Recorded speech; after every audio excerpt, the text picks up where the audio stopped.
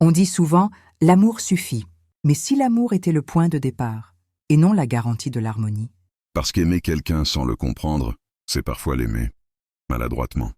Aïcha, au début de notre mariage, je pensais que tu étais froide. Tu ne réagissais pas comme moi. Et moi je pensais que tu étais trop impulsif. Toujours à parler, à réagir vite, à vouloir régler les choses sur le champ.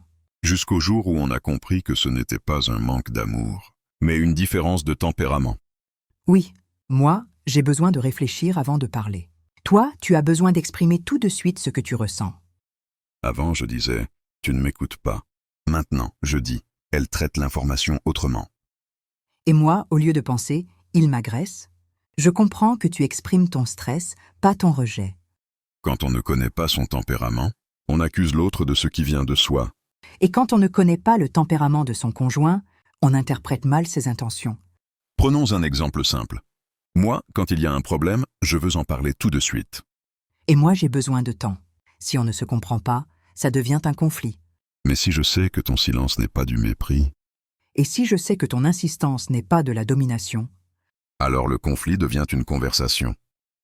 connaître son tempérament, c'est prendre la responsabilité de ses réactions.